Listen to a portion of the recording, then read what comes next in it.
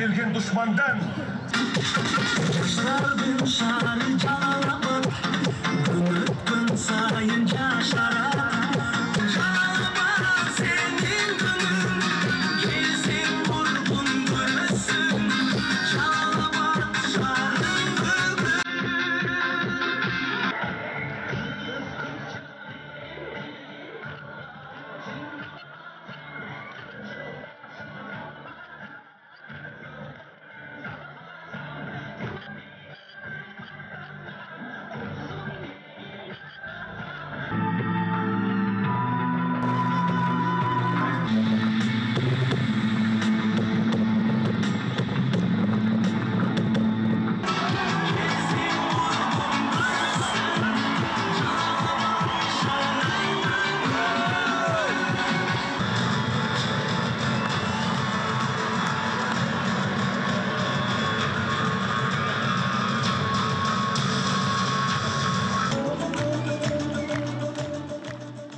Урматтуу мекендештер, кадырлуу Жалал-Абад шаарынын ардактуу тургундары жана кадырлуу меймандары. Улуу Жибек жолунун бир тарамында айтылуу Айыптоонун этегинде жайгашкан Жалал-Абад шаарынын тургундары менен жакшылыкта шаардын 146 жылдык майрамында жолугушуп жатканыма абдан кубанычтамын. Өмүрүн эл четинде, жоо бетинде өткөргөн Курманбек, Жаныш, Байыш баатырлардын Кокон хандыгына таасири күч Нүсүп бийдин, алардан берки Айт шаарга теңи жок, айтылуу акын жеңи жоктун, Тоо булбулу Токтогулдун, Күү атасы Ниязалынын, Апыз акын Барпынын жана башка белгилүү инсандардын урпактары болгон Жалал-Абадтык туугандар, арыбаңыздар. Эң алды баарыңыздарды жаштардын шаары менен атага алыска кеткен Жалал-Абад шаарынын 146 жылдык майрамы менен чын дилимден куттуктаймын. Биз жаңы доордо техниканын кылымында жашап жатканыбыз менен ар дайым кечеги өткөн бабаларыбыздын аттарын атап эскерип турбасак, тарых бизди кечирбейт дагы, эртеңки күнүбүз бүдөмүк болот. Ата мекенибизде жашыл кала, куттуу шаар маанисин берген Жалал-Абадты дагы ошо ата бабалар кезинде кан жаны менен коргоп, күрөшүп жүрүп, бизге урпактарга калтырганын эгерим эсибизден чыгарбашыбыз керек. Бүгүнкү жарык маанай, жакшы тилек менен 146 жылдыгын өткөрүп жаткан майрам күнү дагы ата бабаларыбызга башыбызды ийип таазим кыламын. Эгемендигибиз үчүн күрөшүп, бүгүнкү бейпил күндү тартуулаган биздин ата бабаларыбыздын урматына алардан калган алтын түстүү күн нуру түндүгүбүздөн чачырап турган кызыл туубузду касиеттүү Айыптоонун бооруна көтөрүү менен шаар майрамын баштаганыбыз дагы өзүнчө бир символикалуу мааниге ээ деп айтаар элем. Шаар тургундары дегеле Жалал-Абад дубанынын эли Айыптоодо желбиреп турган мамлекеттик желегибизди көргөндө жалаң жеңиштерди эстеп, атуулдук сезими ойгонуп, Кыргызстандын жаранымын деп сыймыктанууга, ата мекендин атын даңктап даңазалоого шыктансын ылайым. Бүгүн мына ушул берекелүү Жалал-Абад шаар макамын алып түзүлгөнүнө 146 жыл толуптур. Дээрлик 1,5 кылымдык тарыхты артка таштаган мезгилде кала өсүп, өнүгүүнүн жана чоң-чоң өзгөрүүлөрдүн жолунда келе жатат десек жаңылышпайбыз. Жалал-Абад шаарынын калыптануусунда, өнүгүүсүндө жогоруда аттар аталган бабалардын жолун улаган, мына ушул өрөөндөн чыккан эл башкаруучулардын, коомдук ишмерлердин, залкар инсандардын салымы чоң болгон. Араңыздарда алардын көзүн көрүп, сөзүн эшитип, ишине күбө болгондоруңуздар дагы отурасыздар.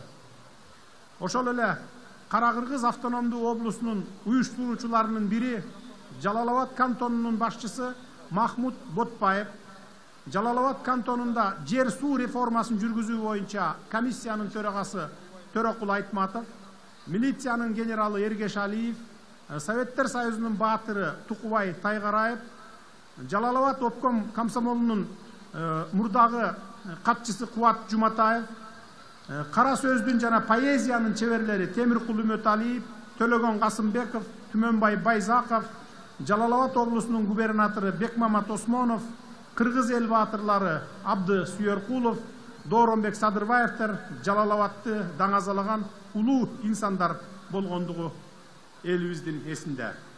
Алардан кийинки Жалал-Абад шаарынын өнүгүшүнө өз салымдарын кошкон бир катар инсандар бүгүн да арабызда олтуруп, төрүбүздү көрккө бөлөп турганы мени абдан кубандырат.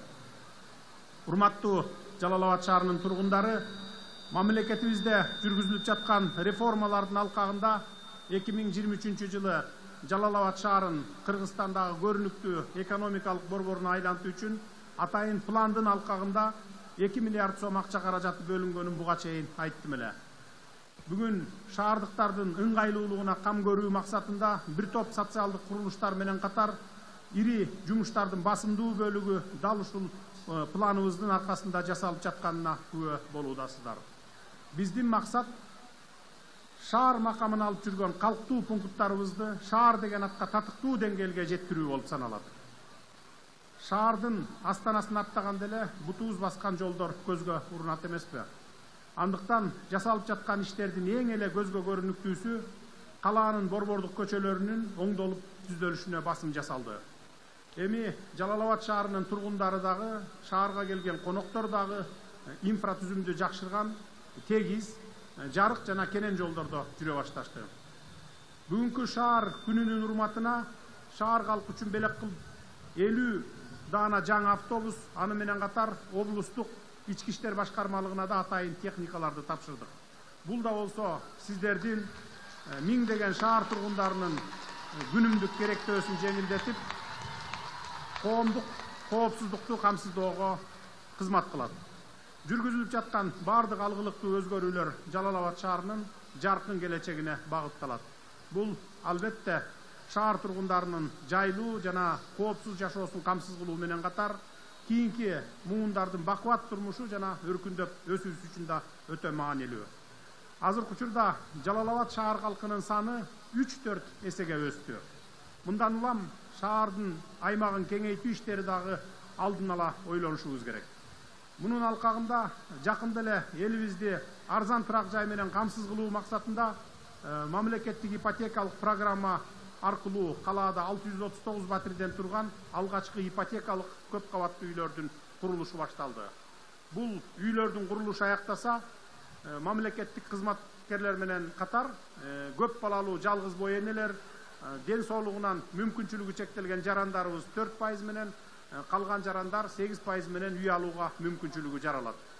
Ипотекалык багыттагы турак жайларды куруу иштери муну менен эле чектелбейт. Кудай буйрса, бардык аймактарда дагы уланат. Таласта, Нарында дагы башталып калды. Кымбаттуу мекендештер, күнөстүү Жалал-Абад жергесинин тургундары, аймактар өнүксө, шаарлар гүлдөсө, жалпы өлкөбүз өркүндөйт.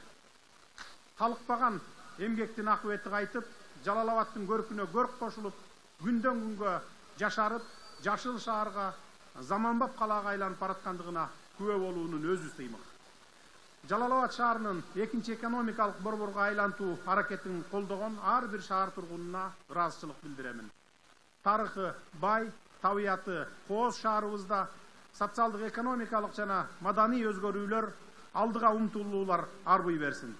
Жалпы элибиз менен катар Жалал-Абад шаарынын тургундарына бекем ден соолук, берекелүү өмүр, бакубат турмуш каалаймын.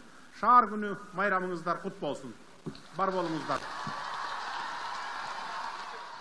Сыйлуу аземине көңүл буруңуздар. Рустамбек уулу Нурадин, бокс боюнча эл аралык даражадагы спорттун чебери, 2 жолку Азия чемпиону.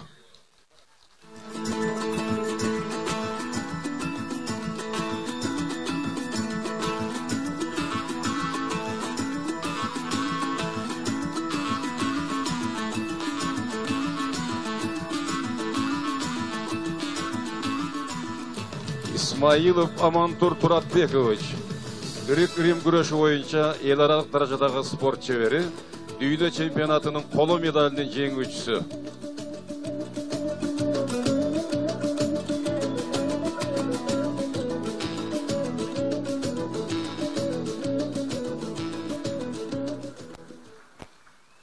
Урматтуу спортчулар, мына бүгүнкү азыркы алган сыйлыгыңар кут болсун. Экөөңүздөргө мына 2 батир тапшырып отурабыз. Адатта биз биринчиликти алып келген, дүйнөлүк чемпионатта биринчиликтерди алгандарга батирлерди, автомобилдерди тапшырып жүргөнбүз. Бүгүн эмне үчүн сиздерге 3-чү орунду алган, анан Азиядан биринчи орунду алып келген үчүн берип атабыз. Анткени биз спортту даңазалап, жаштарыбыз, мектеп окуучуларыбыз кандайдыр бир туура эмес жактарга бурулуп кетпестен, наркотикага, ичкиликке берилип кетпестен, спортко берилсин деген ушундай бир пропаганда жүргүзүүнү көздөп турабыз. Буга чейин мектеп окуучуларынан же жаштардан сен ким болосуң деп сураса, мен смотрящий болом деген сөздөрдү укканбыз. Эми ал доорду артка таштап, ал доор артта калды.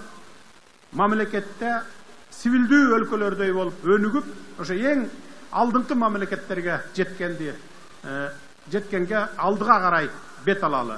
Мындан ары жаштарыбызды, мектеп окуучуларыбызды сен ким болосуң десе, мен спортчу болом, мен чемпион болом, Кыргыздын желегин дүйнөлүк деңгээлде, дүйнөлүк ареналарда желбиретемин, гимнин ырдатамын деп, ушундай болгон жаштарыбыз чыксын деп атабыз. Мына урматтуу жаштар, урматтуу мектеп окуучулары, сиздер да ошо баягы таза ден соолугу таза өлкө, ушу ден соолукка багыт алып, спорт менен заниматься этип, сиздер дагы ушундай биринчиликтерге 3-чү орунду, ушул байгелүү орунду алып келсеңер, сиздер да ушундай квартиралуу, ушундай автомобилдүү болосуздар. Мына ушундай бир дени сак өлкө, ушундай спортко үндөп кетет элек ушу жаштарды. Башка мындай туура эмес жолго кирип кетпей, ушу жалаң спорт менен машыгыңыздар. Рахмат көңүл бурганыңыздарга.